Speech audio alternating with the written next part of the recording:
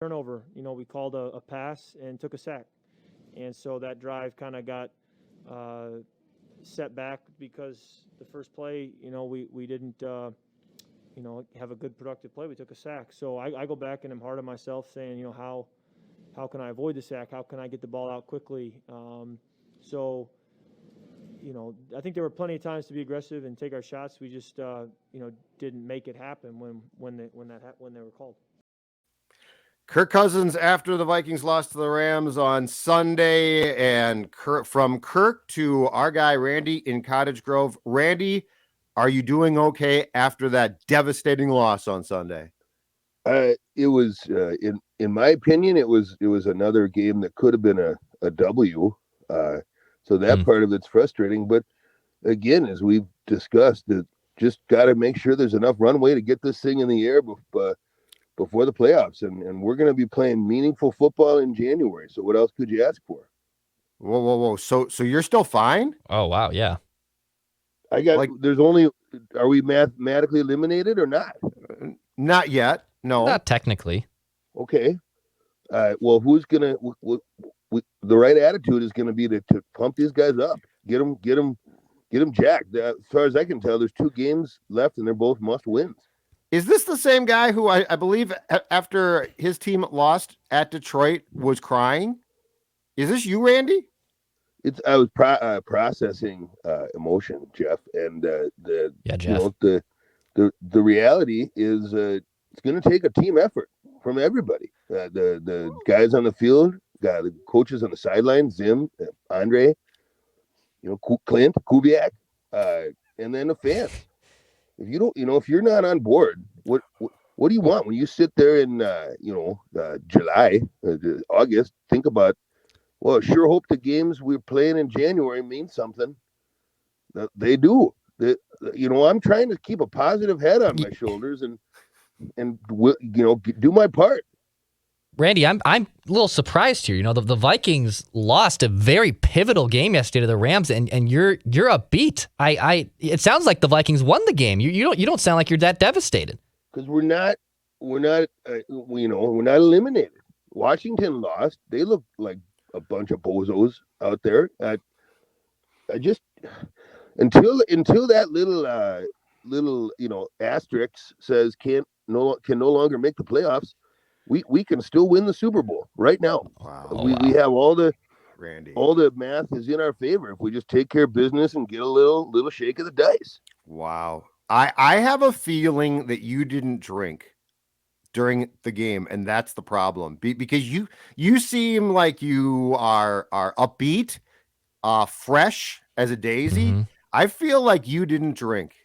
Yeah, well, was there no victory shots? Yeah, well, I know there was no victory shots yesterday, but bummer shots. Bummer shots. It's a medical. It's a HIPAA violation. It's not HIPAA, Randy. That's not HIPAA, Randy. The nose around, but I am on an antifungal, taking an antifungal related to a medical condition that I have, and I can't consume alcohol for 7 days.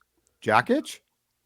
Tinea cruris is the name. Is a medical condition, and right now, an antifungal is the approach we're going to take with this thing and try to knock it out before New Year's, because I got to drink on New Year's. How did it come back? It just goes dormant. It comes in. It's too much. Go ahead and look it up if you want. Tinea cruris. It's a real thing. Get you to tell me. Deal with it, and they make a plan and they get on top of it. We hope. That's what we hope. So I couldn't have any Yag yesterday. Yeah, I see. The Yagerator was flowing, not for me. The guests went for it, but I'll be having cocktails by the end of the week if this thing clears up, and that's the best news. Yeah, hopefully some victory cocktails next weekend as we knock down one of these 2 must wins. I'm jacked. I'm excited. The future could still be very bright. Unacceptable. Our contract with you specifically says that you have to be 3 yegs in on Monday after a loss. Forget about the Sunday drinking. This is all right. Dud time. All right. Is there a dud stable though? Do we even have it? It feels weird. Do the duds, and I'll. Okay. I'm gonna go ahead and motivate some people here. All right. Go ahead. This is the another unnecessary loss against the Rams, but that's okay. We're going to be playing football in January. That means something, and that's great. So here's some duds. Starting out, Washington football team. You went out there and you played against Dallas, and you got your lunch. They fed you your lunch. Washington, you're a dud. Philadelphia, people left you for dead earlier in the year. You think you can just scoop up now and take our seed? Nuh-uh. They won their game yesterday, Randy. Philadelphia, you're gonna flop. You're gonna drop a couple here down the stretch, and we're gonna win out, and that's because you're a dud. And then what? Everyone in the NFC, take notice that we're the team you don't want to play right now. Okay, so Green Bay, you think you're just gonna lock up home field? You think it's gonna be that easy? Well, take a look, because we're coming to town, and when we beat you, you're gonna be a super dud. And then last but not least, all the fans who think this is over. Take a peek in the mirror. Everyone said the stadium didn't have a vibe. Get a little rowdy. Put a little ass into those cheers. Put some thunder behind those skull claps, and will the guys do victory here? 2 times now is all we need. So if you don't believe, get off the bandwagon, because you're a super duper dud. I just dang it, and he's gone. But what the hell was that? He wasn't, because I think someone has hijacked Randy. No, he didn't drink yesterday. We found out why he didn't drink. I could tell right away he didn't drink, because he had the pep in his step, like the voice. Sure. Sounded he was too upbeat. Yeah, that was. I'm confused. Well, no, don't. He calls the Eagles won their game. So he suffered from well, he's not that bright, but he has suffered from jock itch for a long time, which he elects to call by its proper name. And so he's on these meds. I knew he didn't drink right away. I mean, I drank on Christmas night. I was fine yet. I know. But I mean, after the Detroit game, he was crying, partially because he was upset and partially because he was probably still drinking at the time. So anyway, all right. Okay. Well, we'll have to tell Phil that I'm a little I feel like he violated his contract with us. I mean, there's not a contract, but I feel like he did. Okay, let's do weekend statements. Yeah, let's do some weekend statements. Weekend statements. I got to recover from that. I was expecting a full-scale meltdown. I was expecting like lashing out, and we didn't get that at all. You know, our listeners threw me under the bus when I neglected to lead with Randy on a headline, and it'll be out there. But make sure you get it out there. Comment on our YouTube. Are you as I'm disappointed in that Dud Stable. I'm disappointed. I wanted a meltdown. I'd prefer he go back on the booze. That's all I would do. Okay. I'd prefer he's back, and I mean, what? Yeah. All right. Here's my first weekend statement. In fact, you know what? I'll make the statement right to you, because I know that you are going to be among the thousands of people at Target Field on Saturday. Get your Chill Boys Long Johns in bulk and do it today. That's my statement.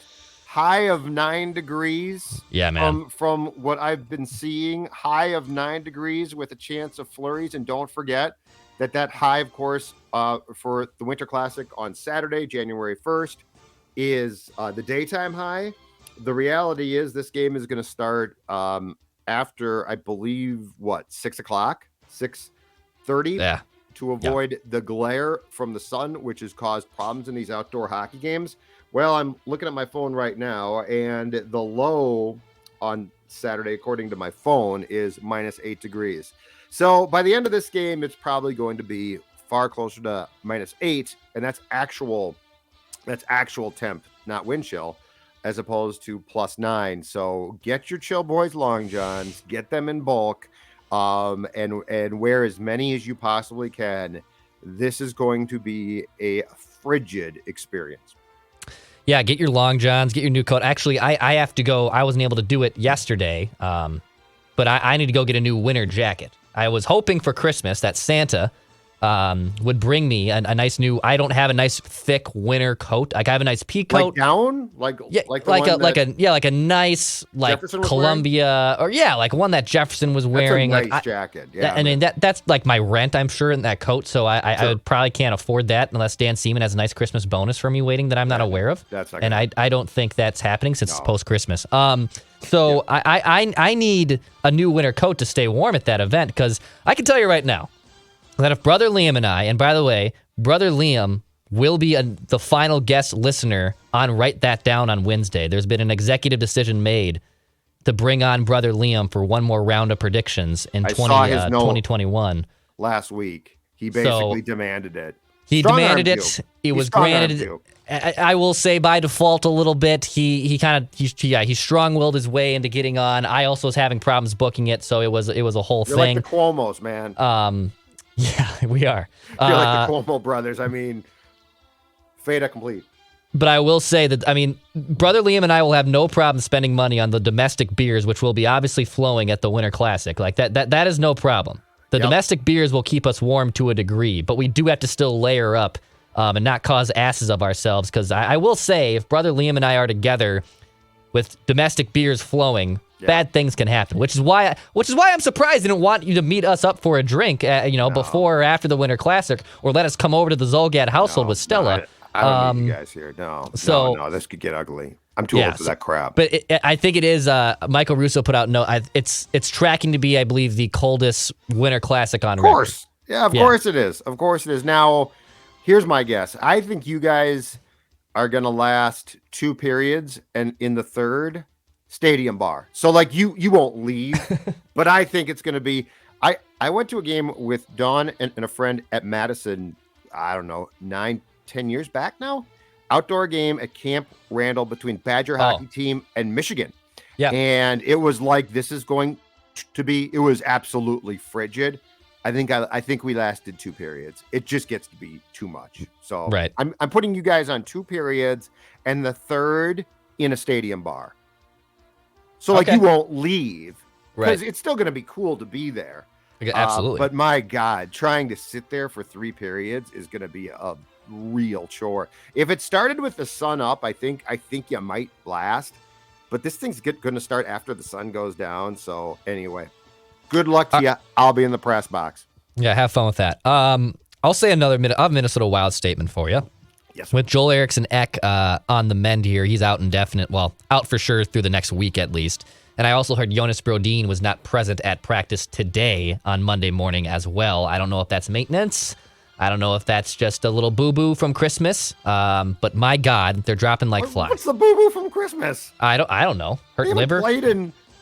It's gonna be knee a hockey game getting out of hand with Kirill and the kids. You know, I don't know. Maybe him and Spurgeon's kids. You know, you took a knee hockey stick to the kneecap. That'll do it. But my statement is, please call up Marco Rossi. Call up Marco Rossi. Bring him up here. Get a legitimate center. I'm not going to watch these slappies at the Winter Classic, which is almost what it's looking like. I mean, I know they're bringing they're bringing the taxi squad back, I heard, for the NHL this season now that all these players are getting on the COVID list and whatnot. But call up Marco Rossi. Give me something to watch when I'm at that Winter Classic. Brother Liam and I want to have a beer in hand and watch Marco Rossi skate up and down the ice at Target Field. Dude, the Blues are falling like flies too, COVID. I don't know what to tell you here. No, seriously. Like this is going to be... You're going to be watching some... Iowa players. Now, I think the Wild actually has had a relative run of knock on wood, good luck with COVID. But Spurgeon out, Eriksson Ek out. I didn't know until you just said it now that Brodin didn't practice on Monday. I saw the Blues put a few guys on, and I think that they're in the 10-day protocol now. So, yeah, enjoy the sights, the sounds, and the jerseys. Because I don't think you're going to have a lot of players playing in that game, unfortunately. No, unfortunately. I'm going to give you a Wolves statement. Yeah, please do.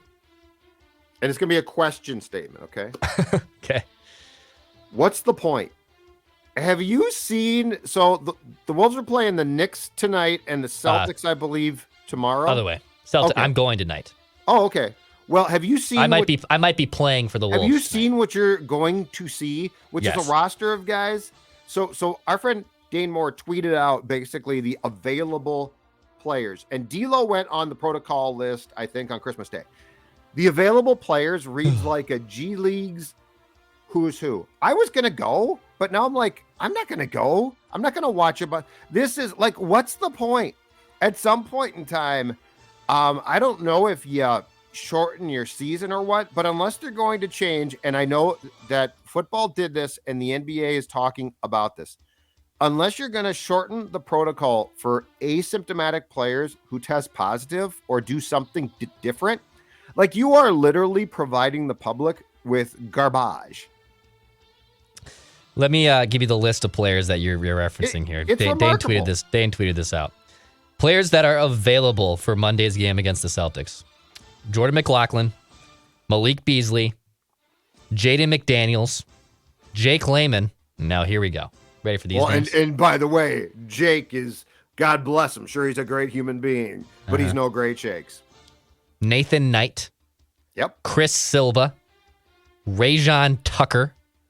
Leonardo Balmero will be available, and so and Jalen Noel. But the following players that are questionable return. Now, Pat Bev and Okogie are questionable. Okay, so they're questionable to come out of protocol by tonight's game. You know, but these teams, the Wolves only might put up 68 points, but maybe they'll have a little bit of a defensive front with, Bev and Okogie and McDaniels out there. But they are without Anthony Edwards, Tayshaun Prince, Naz Reid, D'Lo, Karl Anthony Towns, Jared Vanderbilt, and McKinley Wright IV. So, woof. Right, but if you're paying for tickets, like at some point in time, it's what's the point? Yeah, well, all right. You know what? I'll sip the Wolves Kool-Aid with Macadac out here. I'll say bring on the Jalen Noel show. Okay, bring on the Jalen Noel show. Let's see what he does. Noble of you, but yeah. But I mean, have you seen and like this game and the Wolves roster that you're talking about is not an isolated problem. Like this is permeating the league now because so many guys are in COVID protocol. Like this is the norm of like, well, let's play Toronto. I saw a note this morning. The Raptors had players on the team bus introducing themselves. They had never met because they have so many guys that were out. So like, it's like, hi, I'm John. Hey, Jeff, nice to meet you. We're going to be teammates tonight. And you're calling this an NBA game. Give me my money back. No, I'll say bring on the Jalen Noel show. As Stewie said, yeah. Give me back my money, man. Give me back my money. Where's my money? Where's my money? That's good, Where's OJ. my money, dog? Where's my money, dog? Yeah. I will say bring on the Jalen Noel show, and if they need me to sign in, I'll drop a 3. This is the problem. I'll dish out some assists. They could literally go get people from the stands at this point. Yeah. As long as you don't test positive. Yeah, that's also true. I this is my first Wolves game as a fan, I think, in almost 10 years. Okay, so tell me this. All right. So I don't know if you're paying to go or not, and you might not be, but you're still going to go. Yeah. So tell me this. First game in 10 years. Are you not disappointed that you're not going to get anybody really? I believe, according to Dane, Malik Beasley is the only player on the Wolves roster who makes in excess of $5 million, which, by the way, in this league is not that much. Right. Who's going to play? So are you not disappointed that you are like when you say it could be the Jalen Noel show? You got to be disappointed. All right. So I remember the game that I went to. This was in 2012. It was I will say, from the opposing side, it was great because this was at the height of Linsanity. So this was at the height. The Knicks were in town playing the Wolves. And this was in the middle of Linsanity. I was there as well. Jeremy Lin dropped 20 points. But all right. But here was. This Wolves team wasn't a complete disaster, but the starting 5 for the Wolves that night was Love, Rubio, Peck, Luke Ridnour, Wes Johnson played 17 minutes, Michael Beasley off the bench played 30 minutes, Wayne Ellington played 11 minutes, Martell Webster logged 9.5 minutes. I don't see that big of a difference. I don't see that big of a difference in this Wolves team from that other team. But that's my point is, like you should see D'Lo, you should see Cat, you should see the current constructed roster. Ant, I love watching Ant. Ant's great to watch. All right, give me a Christmas one before we close here. Christmas. It was a very golf themed Christmas. I got this new jacket. That's a nice little quarter zip up for colder weather golf. Yeah, I spent it with the gal and her family on Christmas Eve, Christmas morning. Look at that. Yeah. I was over there with them, had a great time, got a lot of good stuff, got some golf stuff. You cleaned up already from them? I did. Santa came to town for me to them. Yeah, it was great. Her mom must be really nice. I mean, her mom likes me. I've won great, over the but, mom. I mean, that's good for her. I've won over the mom. That's a good mom. I mean, I'm good with. I like to think I'm good with parents, but the mom is a big fan. Mom is a big fan. That's pretty quick to be like in on the. Oh, you're still on the quickness, huh? You're still crutching to. That's pretty quick. That's pretty quick. I'm just saying to clean up. Like I could see one small present for you. I mean, you're old too. I know. Like I know. I'm almost 30. I know. I wouldn't get you that much. No, I know you wouldn't. I mean, I'd get you something, but I wouldn't get you much. No, I got a bunch of nice stuff. I got some cords. I got some golf stuff. Got some new socks. Gotta love a good pair of socks. Yeah, I cleaned up well. I cleaned up very well. Good for you. That's awesome. All right. And well, lastly too, if we're on the Christmas theme, because I will bow down to your statement and to your assessment. Don Zolgad, the queen of the charcuterie board. You were correct. Oh, and I saw she pointed out to me on Twitter the difference between last year's board and this year's board, which was a little smaller with COVID Judd and Livia Judd, I should say. Yeah. It was more of Livia Judd than it was COVID Judd, I think. But that the charcuterie board that was presented to me, I thought was exquisite. No, Don Zolgad does not mess around with the charcuterie. It was good. Don't get me wrong. It was good. And so she did a great job. So was that your gal's or her mom's? It was my gal's. Okay, that was very. She put it all nice. together. Yeah, but, I mean, she did a damn good job. She's young. That's a very nice job. That's very nice. But yeah, Dawn is the my God queen of the. I mean, I'll say this: she likes to cook, and she knows what she is doing. She's very good, very good. Okay, here's my last Christmas theme statement. I've got the fix for Christmas Eve. Oh, that's right. Yeah, I want to hear about it. Okay, here it is. Christmas Eve day, very chill. Christmas it's a great day. Very chill. Almost too chill for a guy like me who's at home and the day drags on. So here's what I got for you. Okay. NBA owns Christmas Day. They do a great job. I think 5 games is too much, but nonetheless, they do a good job. It's their thing. Yeah. I'm not going to complain about it. I think it should be like 3 games, but that's fine. When appropriate, National Football League jumps in, does a good job, plays a few games. Christmas Eve is a blank slate. And as we go on now, and I look for more things to like around 6 or 7 p.m. on Christmas Eve, say, oh, good, I'll plop down and watch this. It's been a chill day. I'm looking at you, Gary Bettman. I'm looking at you, National Hockey League. Christmas Eve is the day for the National Hockey League to grab hold. And here's my idea. 2 games. So I'm not going to say like, oh, they should play 5. No. Right, we're on the clock, yeah. Yep. They should not.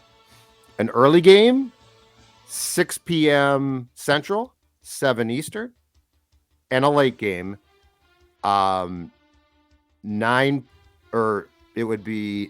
p.m. our time or 10 Eastern. Doubleheader. Marquee names, marquee teams. East Coast game, West Coast game.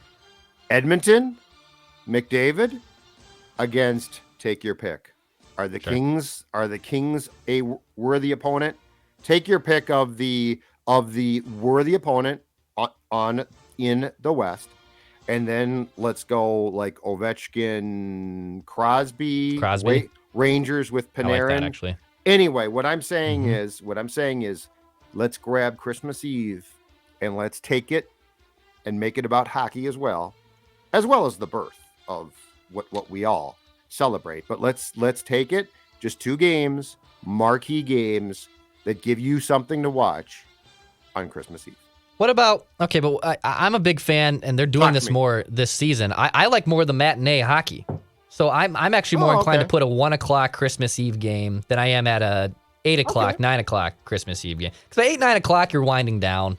I can hear that, like, you might be doing the last presents wrapping. And I can understand then I want a game on as I'm, putting all that stuff together. But I think it's better Christmas Eve day to just have that on. Because it is people make the case Christmas Eve is greater than Christmas Day. Like I've heard the I argument love that Christmas Eve It's just is a devoid bigger. of Right. There's like this weird thing about, well, we can't have sports. It's like, well, hold on a second. You can. Like, it's not against the rules of life.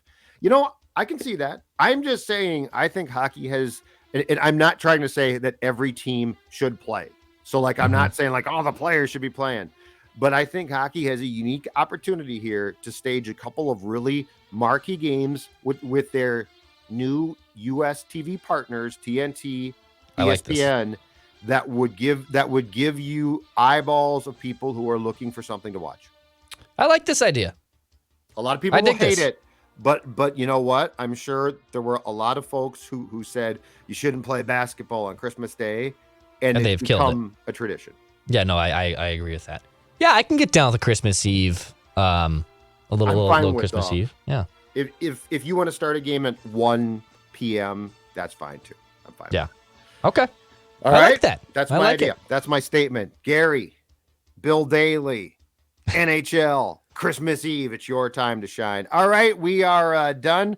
I'll be back with AJ tomorrow. Correct? Yeah. Yeah, we got our You're out. speaking of the Marco Rossi coming. Speaking of Rossi coming up, you got Marco Rossi coming, top prospect. Big prospect. He's yeah. Boldy and Rossi combined. Garen's going to have me on the trade block here, I think. And now you're out on Wednesday, and Phil's back in on Wednesday. No, I'm back on Wednesday. I have a Okay. goofy schedule this week, but I'm back on Wednesday, and then I'm out the rest of the week. All right, outstanding stuff. We will talk to you tomorrow on Mackey and Judd.